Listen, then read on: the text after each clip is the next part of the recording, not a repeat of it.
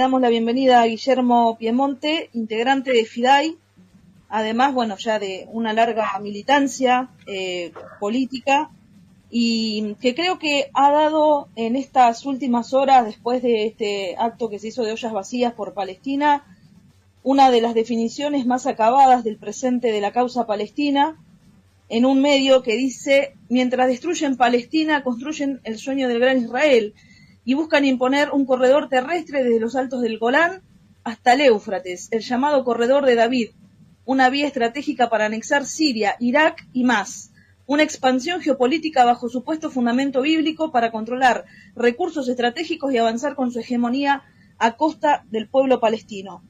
Guillermo, ¿cómo estás? Nos gustaría mucho que repitas estos conceptos que son súper valiosos. Hola, ¿qué tal? ¿Se escucha bien? Sí, se escucha perfecto. Bueno, los oyentes por ahí pueden hacer un ejercicio y tomar el mapa del mundo y mirar la región y mirar en la región del Asia Menor y el Medio Oriente, el Magreb y la zona del Levante, y ver cuál es la pretensión del Estado virreinal sionista. Cuando se presenta la Gran Israel, se presenta desde el Nilo hasta el Éufrates. El Éufrates es el río occidental de la Mesopotamia asiática, es un río de la Mesopotamia asiática en el oriente. Si toman del Nilo al Éufrates, están tomando el área oriental de Egipto, el canal de Suez, la costa del Mar Rojo. La pretensión de la Gran Israel es todo Líbano, todo Siria, Irak, Jordania y el norte de Arabia Saudita. Con esto estaríamos contando con el control del tránsito terrestre y del tránsito intermarino entre el Mediterráneo, el Mar Rojo, y a través de los corredores que tienen pensado realizar y la llegada al Éufrates, llegar al Golfo Pérsico, controlar el Estrecho de Omán y el Estrecho de Hormuz y el Golfo de Omán. Con esto controlan todo el tránsito entre el Índico, el Mediterráneo y el marítimo, ¿no? Y el tránsito terrestre también entre África, Asia Occidental y Europa. Es un proyecto vinculado fuertemente al desarrollo de las corporaciones en la región. En el mar de Gaza ya sabían que había gas, un yacimiento importante de gas. Necesitan el territorio para generar corredores donde puedan instalar sus oleoductos, gasoductos, donde puedan instalar las conexiones de agua necesaria para la producción y el asentamiento de la mano de obra que piensan llevar para ocupar los territorios palestinos de Gaza cuando terminen de desalojar al pueblo gazatí. Esto les da un control importantísimo geopolítico sobre la región. Yo acá lo asociaría también en algo que nos toca particularmente a nosotros, que es la soberanía argentina directamente. En principio hay un proyecto del gobierno actual que era del macrismo y que se remonta un poco antes también, de entregar parte del territorio de Ushuaia para una base de observación, así lo digo con muchas comillas, la base de observación, una base de observación norteamericana. Esto tampoco lo tenemos que desvincular, que ahí hay un paso interoceánico, el canal de Beagle, que comunica el océano Atlántico con el océano Pacífico. Y hay otras proyecciones para hacer. La guerra de Malvinas la guerra de Malvinas con la derrota del ejército argentino, de los soldados argentinos, de los colimbas, de los chicos que estaban haciendo el servicio militar, y de algún que otro miembro del ejército que por excepción tuvo un comportamiento un poco más digno que todos los demás, trajo como consecuencia también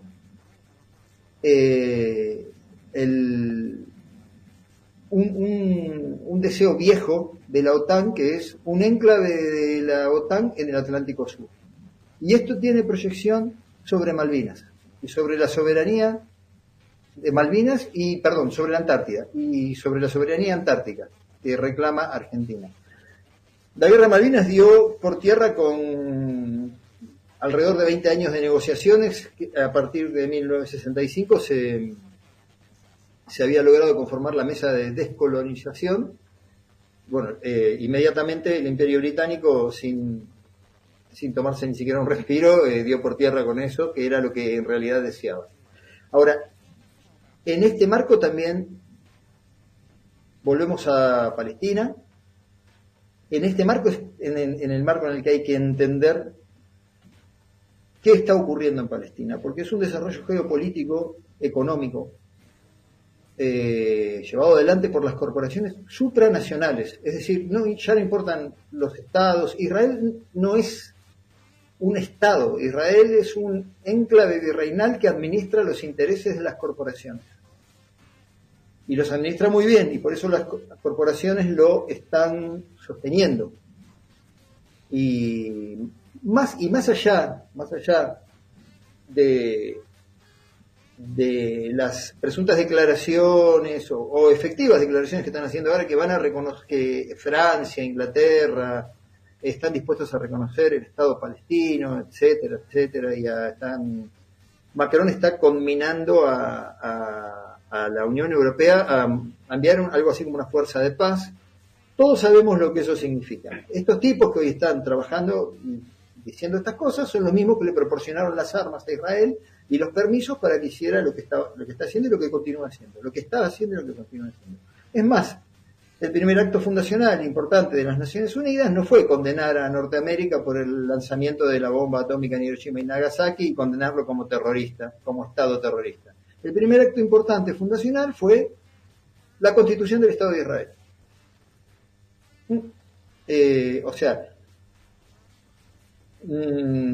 Tenemos que verlo en este marco, en un marco del cinismo que esto representa, ¿sí? Y además del negocio, porque una vez que entren las fuerzas de paz, entre comillas también todo fuerzas de paz, ¿no? Lo que estoy diciendo, hay que ponerse a pensar que después de las guerras, el negocio de la reconstrucción al uso nuestro, no al uso de ellos, no evidentemente a cómo a ellos les parece que debería ser, también es un gran negocio de las corporaciones financieras. Y esto empieza a obligarnos a hacernos estas preguntas incómodas, con respuestas todavía más incómodas. ¿Creemos de verdad que la intervención de alguna fuerza europea va a traer un beneficio a mediano plazo para el pueblo gazatí, para el pueblo palestino de Gaza? Cuando hablan de reconocer el Estado palestino, ¿de qué están hablando? ¿De qué Estado están hablando? ¿Del 22% que tiene Palestina hoy de su territorio original, del 100% que tenía? Porque si el reconocimiento es ese, la verdad es una acción para despreciar profundamente, por lo menos por nosotros, y para reavivar aquella noción geopolítica de que el conflicto nunca es este-oeste, no fue este-oeste en la Guerra Fría, no hay un conflicto tan marcado tampoco todavía, me animo a arriesgar y a que nos preguntemos esto, entre los países orientales de Europa y la Europa perteneciente a la OTAN, y en alguna medida y en alguna medida el conflicto sigue siendo, como se planteó en la conferencia de no alineados hace muchísimos años, que una conferencia donde participó Ernesto Guevara también, el conflicto es norte-sur. Es el norte enriquecido a costa del sur empobrecido. Palestina es el sur global, Irak es el sur global, Siria, Líbano, los hermanos países árabes, los pueblos de los hermanos países árabes son el sur global, los pueblos africanos son el sur global. Nosotros vamos a seguir siendo la comida de este festín. Nosotros estamos invitados a este festín, pero como cena, no como comensales. Bien. Y en ese sentido es en el que me parece que hay que empezar a mirar qué significa esto de la Gran Israel. Que es en términos no muy académicos, es una sanata. Digo, es como querer explicar la constitución de Mesoamérica, de lo que es América Central, a través del Popol Vuh. El Popol Vuh es un libro espiritual, místico, que dio origen a muchas visiones de cómo se constituyó el mundo, pero tiene que ver todas con cuestiones mitológicas que explican algunas otras cosas. Pero de ninguna manera se constituyen en un continente o en una región los países a partir de una cosmovisión monolítica, hegemónica y sobre todo mitológica. Bien, Guillermo, le doy paso a Santiago si quiere hacerte alguna pregunta. Y para los oyentes que están escuchando el programa, Guillermo es uno, si no el principal autor de la hermosa el emplazamiento que se hizo en la Embajada de Palestina del mapa de Palestina, justamente con la llave, con la cufía y el hombre el fedaín, que es el resistente, y también el olivo, la rama del olivo, la escultura. Sí, Santiago, estás muteado. Bien. Al invitado, bueno, ¿qué opinión tenés acerca de que hablaste de situaciones internacionales? Bueno, un artículo de junio de este año de Le Monde Diplomatique Argentina, de un autor francés, bajo el título Gaza o el fracaso de Occidente. Hablaba de que existe complicidad de los países occidentales en la limpieza étnica israelita que confirma el derrumbe del derecho internacional humanitario surgido tras la Segunda Guerra Mundial. Desde la Guerra de Kosovo de 1999, los países atlantistas toleran y avalan genocidios y violaciones de los derechos humanos. Bueno, acerca de ese artículo, lo que pasa es que también se mezcla con la cuestión del Holocausto, la Segunda Guerra Mundial y el origen del sionismo, ¿no? Porque a veces se justifican muchas cosas por el Holocausto cuando el sionismo empezó mucho antes que el Holocausto nazi, no así que los pogroms que existían desde décadas anteriores. Pero podemos decir que hace más de 100 años que Gran Bretaña primero y después Estados Unidos, que son los pilares de Occidente, digamos, acompañan al Estado israelí y no solo, y el genocidio, por más que sea inferior en número, existe desde décadas y décadas, no empezó el 7 de octubre del 2023. ¿Qué opinión tenés acerca de estas cosas que deliberadamente se entremezclan? A mí me parece que lo que intentan hacer, digamos, hay una mirada europea de la situación que inclusive hasta pudiendo pensar que es genuina, tiene la limitación que ha tenido históricamente la mirada europea sobre todos los conflictos, que es el eurocentrismo. La luz del mundo, la luz civilizatoria del mundo son ellos. Lo que ocurre en el mundo merece ser analizado exclusivamente por ellos y lo analizan desde ese lugar, desde esa centralidad. Ahí me parece que los analistas europeos deberían hacer un ejercicio serio y empezar a ver qué significan los conflictos en donde sí suceden los conflictos. Para empezar,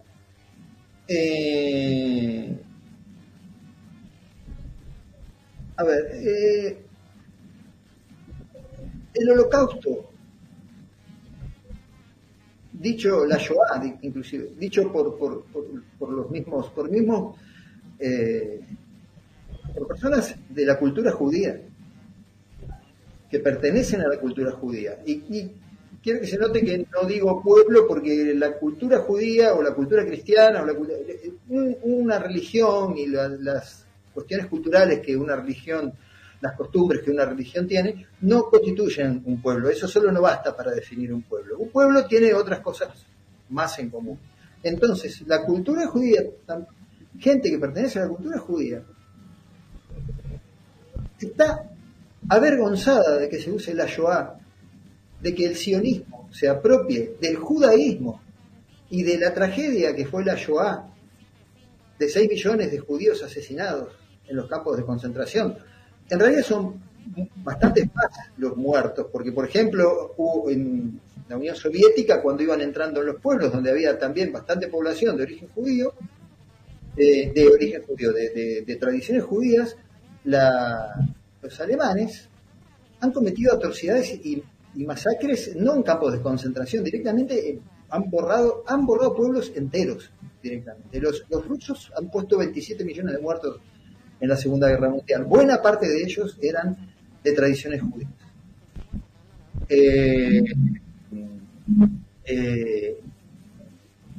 Entonces hay mucha gente que no tiene voz, porque no se la dan, porque hay una intencionalidad en que no la tengan, que se avergüenzan de que se utilice la Shoah y la tragedia del pueblo judío en el nazismo como justificación para imitar al amo, porque lo que están haciendo es imitar y honrar a la política del nazismo, la política que el nazismo tuvo con ellos, con lo que están haciendo. Hace mucho tiempo que se olvidaron de la resistencia del gueto de Varsovia. En Argentina, particularmente, las grandes comunidades judías, algunas, pero la mayoría, algunas lo hacen, pero la mayoría no conmemoran la resistencia del gueto de Varsovia. Lo que está pasando en Gaza hoy es algo muy parecido a lo que pasó en el gueto de Varsovia. Primero el encierro, después el destierro, después el hambre y después la solución final, que es lo que planea Israel, el virreinato sionista en la región en estos momentos. Está planeando la ocupación total de Gaza. En ese marco, cualquier análisis que se haga es incompleto si no se tiene la mirada de los hermanos y compañeros palestinos que están padeciendo esta atrocidad en la región.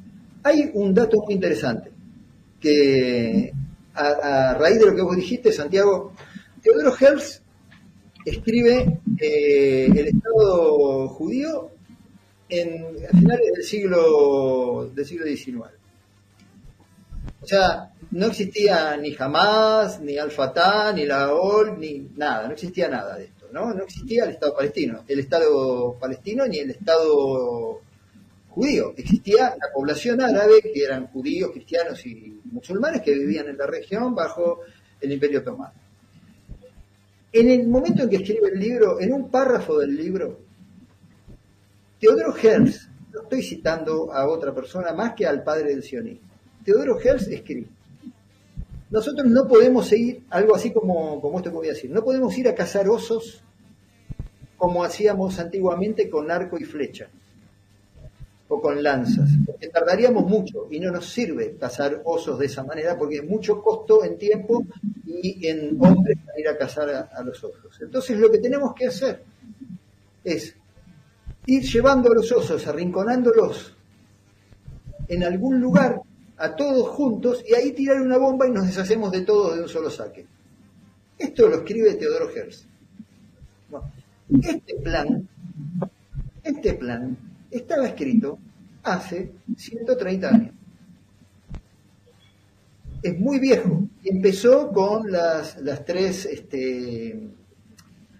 fuerzas terroristas que ingresaron en Palestina bajo protectorado británico, Haganah, Stern y otra que nunca me acuerdo el nombre, que asolaron a las poblaciones palestinas con el terror, pero al estilo del nazismo o de la AAA, si alguien quiere tener una memoria más cercana a lo que pasa en este país. Y después esas fuerzas formaron las FDI, que son las Fuerzas de Defensa Israelí, y el Mossad. Esa es la gente, así se fundó ese virreinato, ese enclave colonial. Entonces, Europa tiene que hacer mucho más que declaraciones, que están bien que las hagan, que son bienvenidas, pero se tienen que acompañar desde los gobiernos con gestos mucho más firmes y mucho más severos. Por ejemplo, ¿de qué sirve que reconozcan al Estado palestino si el genocidio culmina con 2 millones de palestinos asesinados? No sirve, es un cinismo. ¿De qué sirve que reconozcan el Estado palestino y no hablan de qué Estado palestino reconocen y no se ponen a discutir de la legitimidad de un enclave colonial centroeuropeo poblado por askenazí? Ni siquiera pueden certificar pertenencia de origen a esa región. Nunca estuvieron. Los que quieren volver nunca estuvieron y los que están nunca se fueron. Entonces, la diáspora ocurrió en el siglo I, en el año 70. La diáspora ocurrió en el siglo 0. En el año 70 ocurrió, después de Cristo. Y después se formó Hazaria. Hazaria adopta las costumbres y las religiones judaicas, y eso no fue nada más. Lo que pasó es que se desarrollaron en el este de Europa, con un profundo desprecio a esto es la rama Ashkenazí, con un profundo desprecio a los judíos sefardíes, que eran los que se mezclaron con los bereberes y que ocuparon España y que convivieron perfectamente en el 7-8 siglos del califato de al-Andalus con cristianos y con musulmanes. O sea, el pueblo de costumbres y religión judaica no tuvo mayores problemas nunca con el pueblo islámico o con el pueblo cristiano. El problema, el origen de la resistencia palestina a este proyecto tiene 90 años, cuando empezaron a ingresar las comunidades europeas, particularmente rusas, de askenazíes, que empezaron a comprar tierras y a despojar a los campesinos de las tierras que ellos estaban ocupando y cultivando. Yo hoy tengo unos datos que estuve escuchando que difundió Borroni en su programa, y es impresionante porque parece que no se toma dimensión de la tragedia. Los 36 hospitales centrales de Palestina de Gaza fueron destruidos. 35 de ellos eran el blanco de los bombardeos, no era una casualidad. El 80% de las tierras cultivables está deshecho, o sea, no pueden cultivar. El 84% de la infraestructura de agua y electricidad no existe más. El 85% de la vida vegetal en Gaza ha sido exterminado. El 70% de los pozos de agua y el 57% de los invernaderos a donde se cultivaba todavía han sido destruidos. A esto han condenado a Gaza. Y esto se hizo con la anuencia del Parlamento Europeo. Entonces, cuando yo escucho hablar a los europeos y hacer críticas a los europeos de estas cuestiones, digo, ¿ahora empezaron a hablar? ¿Por qué? ¿Ahora aparecen las intenciones de parar el genocidio? ¿Por qué? Ahora se acuerdan de que hay en las Naciones Unidas una fuerza de paz que entró. Ahora, ¿por qué? Habría que empezarse a preguntar esas cosas. ¿Por qué ahora? ¿Por qué ahora? ¿Porque ya hicieron el plan de negocio para la reconstrucción? ¿Porque ya se repartieron las tajadas de lo que va a quedar de Gaza? Bueno, eso es lo que a mí me parece que es importante preguntarse. Sí, pero también hay que tener en cuenta las manifestaciones que se producen en toda Europa y eso les afecta a los gobiernos locales de España, Francia. Por supuesto. Por supuesto, sí, demasiado. Tenemos que convenir que en la historia de la humanidad, por más que esto sea terrible, no empezó todo con el Holocausto ni con ahora la guerra en Palestina. Y tenemos que tener en cuenta que el racismo es una cosa que existe en todo el mundo y es terrible que exista, hay que combatirlo y demás, no hay que quedarse con que siempre existió y va a existir. Pero bueno, yo digamos pensándolo, un israelí, un europeo occidental o un estadounidense valen por 100 palestinos y valen por 10.000 africanos. Más o menos es una proporción de lo étnico, el racismo que existe, ¿no? Sí, por supuesto que lo mismo cabe también, lo mismo que estás diciendo acerca de las poblaciones y las manifestaciones de la gente en Europa, de los pueblos que están en Europa, cabe también para los pueblos de los países árabes. No me cabe la menor duda de que muchísimos pueblos de los países árabes están con el pueblo palestino, pero el tema no son nada más los pueblos. El tema son los gobiernos que terminan obedeciendo a las corporaciones. En todo caso, habría que pensar cómo los pueblos que se movilizan tienen algún grado mayor de efectividad para presionar a sus gobiernos. ¿De qué manera, no? Habría que pensarlo, de qué manera, de qué forma, cómo alguna cuestión. Cada pueblo sabrá lo que tiene que hacer, pero inclusive nos incluye a nosotros. Nosotros también tenemos que ir pensando cómo podemos hacer para hacer más fuertes nuestras voces.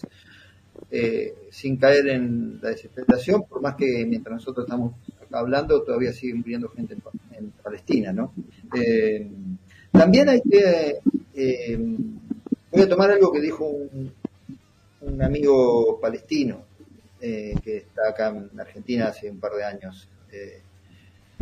Palestina también es Cisjordania, porque en Cisjordania ya hay más de 1.000 muertos y en Cisjordania, sobre Cisjordania pesa una encuesta no vinculante, dicen, del gobierno israelí que llegó al Congreso, de la sociedad israelí que llegó al Congreso de Israel, en donde el 65% de la población la mayor parte de la población estaría a favor de la anexión de Cisjordania y de la invasión total de Gaza.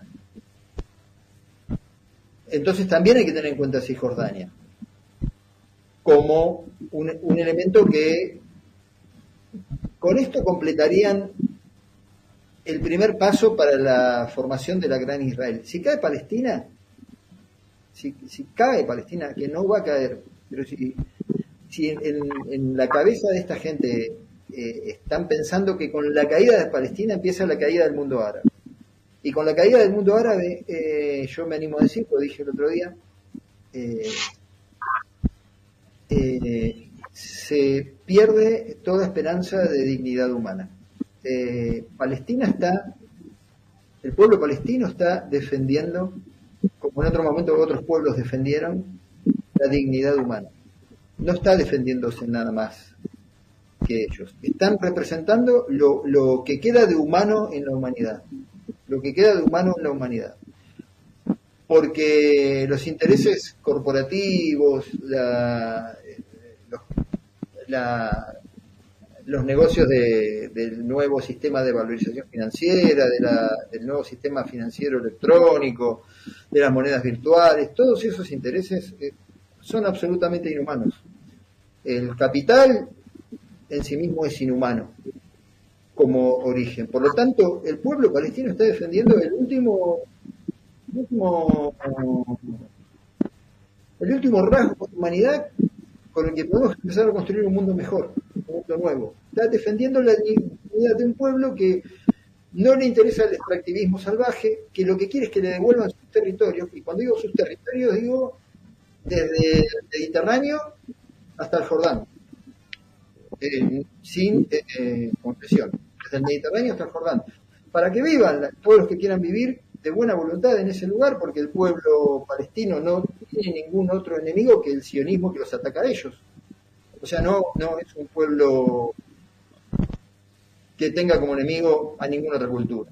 Entonces, el problema no es ninguna otra cultura, el problema es el sionismo que los ataca a ellos y que les robó la tierra.